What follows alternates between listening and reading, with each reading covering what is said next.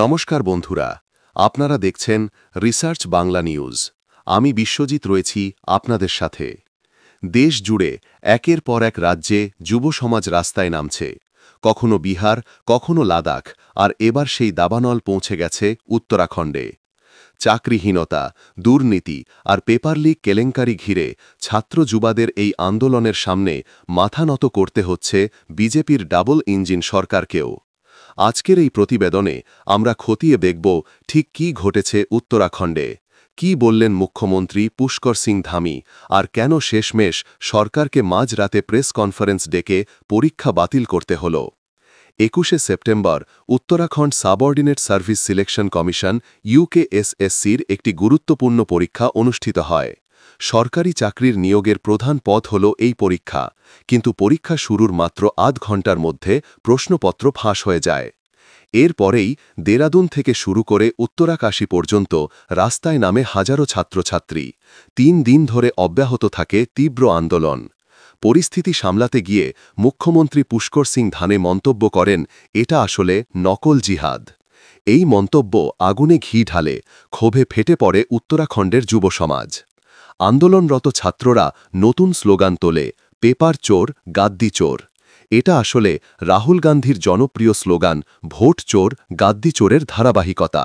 শুধু তাই নয়, বিক্ষোভকারীরা হাতে হাতে ডাইপার নিয়ে মুখ্যমন্ত্রীকে গিফট করতে চান। তাদের বক্তব্য, যদি প্রশ্নপত্র সামলাতে না পারেন তাহলে ডাইপার ব্যবহার করুন। এমনই রসিক অথচ তীব্র প্রতিবাদ সারা রাজ্যে আলোড়ন তোলে। এই বিক্ষোভের সময় দুজনকে গ্রেফতার করে পুলিশ, একজন খালিদ মালিক এবং আরেকজন সাবিয়া নামে এক ব্যক্তি।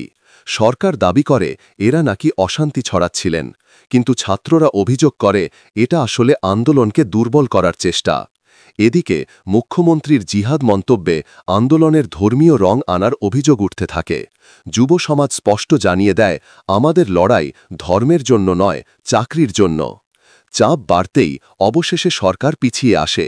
গতকাল মাঝরাতে মুখ্য সচিব, ডিজিপি এবং অন্যান্য শীর্ষ প্রশাসনিক কর্তারা জরুরি প্রেস কনফারেন্স ডেকে ঘোষণা করেন, 21শে সেপ্টেম্বরের পরীক্ষা সম্পূর্ণ বাতিল।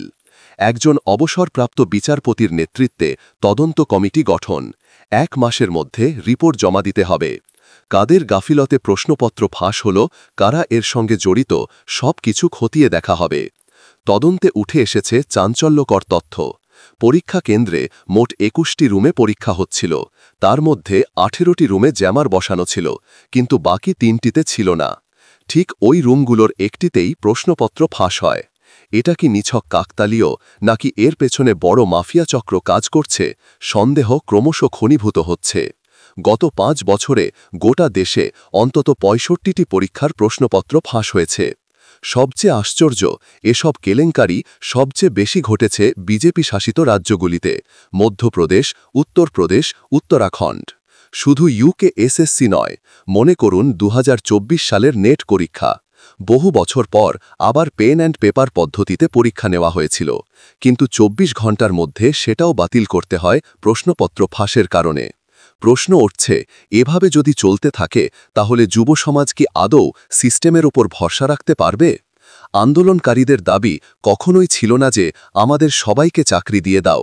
তাদের দাবি খুব স্পষ্ট, আমরা বছরের পর বছর 12-15 ঘণ্টা পড়াশোনা করি, লাখ লাখ টাকা খরচ হয় কোচিংয়ে, কিন্তু শেষমেশ দুর্নীতির কারণে আমাদের স্বপ্ন ভেঙে যায়। তারা চান পরীক্ষাটা সুষ্ঠুভাবে হোক, পেপার লিক বন্ধ হোক, আর দোষীদের কড়া শাস্তি দেওয়া হোক। শুধু উত্তরাখণ্ড নয়, লাদাখে চলছে আন্দোলন। সেখানকার মূল দাবি রাজ্যের মর্যাদা ফিরিয়ে দেওয়া এবং স্থানীয়দের জন্য চাকরির সংরক্ষণ।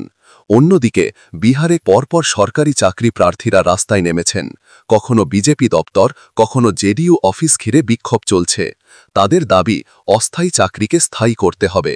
অর্থাৎ এক কথায় দেশ জুড়ে যুব সমাজ একই ইস্যুতে রাস্তায় নেমে আসছে। এই ধারাবাহিক আন্দোলন আসলে এক অশনি সংকেত। যুব সমাজই হল দেশের ভবিষ্যৎ। তারা যদি বারবার হতাশ হয়, চাকরি না পায়, তাহলে বিকশিত ভারতের স্বপ্ন কেমন করে বাস্তবায়িত হবে? বরং বারবার দেখা যাচ্ছে বিজেপির ডাবল ইঞ্জিন সরকার যুবদের প্রশ্নের জবাব না দিয়ে কখনো ধর্মীয় রং, কখনো রাজনৈতিক ঢাল টানার চেষ্টা করছে। কিন্তু বাস্তবতা হল রাস্তায় নামা এই প্রজন্ম আর কাউকে ছেড়ে কথা বলছে না। বন্ধুরা, উত্তরাখণ্ডের এই আন্দোলন হয়তো এখন সাময়িকভাবে সরকারকে পিছু হটতে বাধ্য করেছে, কিন্তু প্রশ্ন রয়ে গেল, আগামী দিনে কি পেপার লিক বন্ধ হবে? দোষীরা কি শাস্তি পাবে, নাকি এই আন্দোলনও শুধু ইতিহাসের পাতায় হারিয়ে যাবে? বন্ধুরা, এ বিষয়ে আপনারা কি মনে করেন?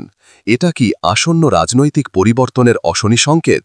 জবাব দেবেন আপনারা কমেন্ট বক্সে, এবং আমাদের বিশ্লেষণ ভালো লাগলে রিসার্চ বাংলা নিউজ ইউটিউব চ্যানেলটিকে সাবস্ক্রাইব করে আমাদের পাশে থাকুন। ধন্যবাদ।